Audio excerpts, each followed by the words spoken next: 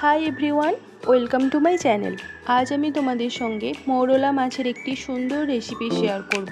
তো চলো স্টার্ট করি। প্রথমে একটি মিডিয়াম সাইজের বলে মৌরলা মাছগুলি নিলাম। দেন মাছগুলি ভালো করে ধুয়ে বেছে নুন হলুদ মাখিয়ে ম্যারিনেট করে নিলাম।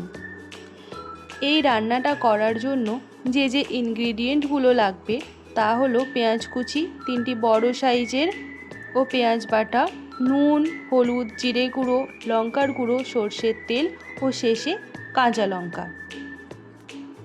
এইবার আমি ওভেনটা জ্বালিয়ে নিলাম।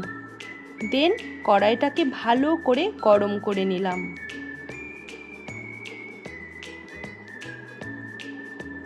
কড়াই গরম হয়ে গেলে অল্প পরিমাণে তেল দিলাম।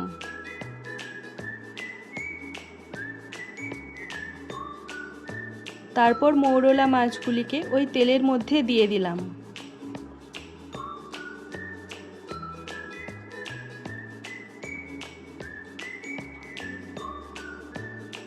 এইবার গ্যাসের ফ্লেমটা লো টু মিডিয়ামে রেখে মাছগুলোকে খুব সাবধানে ভেজে নিতে হবে।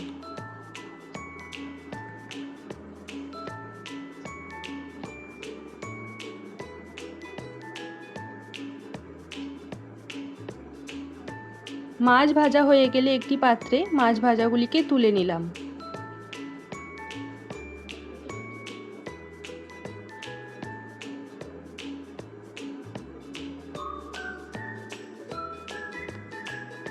দেন কড়াইয়ে আবার বেশ খানিকটা সর্ষের তেল দিলাম।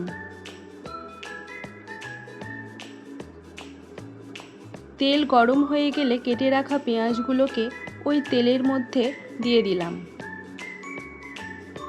এরপর পেঁয়াজগুলোকে ভালো করে ভেজে নিতে হবে যতক্ষণ না পেঁয়াজের কালার গোল্ডেন ব্রাউন হয়। এরপর পেঁয়াজের মধ্যে একে একে নুন লঙ্কার গুঁড়ো জিরে গুঁড়ো হলুদ গুঁড়ো দিয়ে দিলাম। তারপর ভালোভাবে কষিয়ে নিতে হবে। মশলা কষানো হয়ে গেলে সামান্য পরিমাণে জল দিতে হবে। তারপর আবার ভালো করে মশলা কষিয়ে নিতে হবে।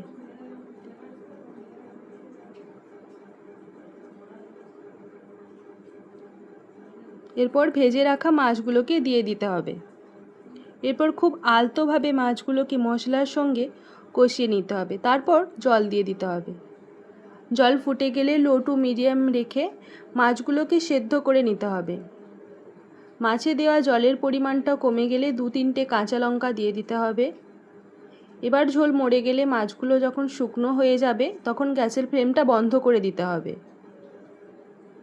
তারপর একটি সার্ভিং বোলে মাছগুলোকে ঢেলে নেব। এভাবেই তৈরি হয়ে গেল সুন্দর মৌরলা মাছের ঝাল।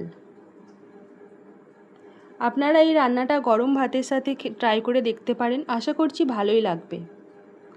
তো ভিডিওটা এই পর্যন্তই। যদি রেসিপিটি ভালো লেগে থাকে ভিডিওটিতে একটি লাইক কমেন্ট এবং শেয়ার করবেন। এরকম আরও রেসিপি পেতে চ্যানেলটিকে সাবস্ক্রাইব করবেন। বেল আইকনটি প্রেস করে রাখবেন যাতে পরবর্তী কোনো ভিডিও আসলে আপনার কাছে আগে যায়। Thanks for watching and don't forget to subscribe.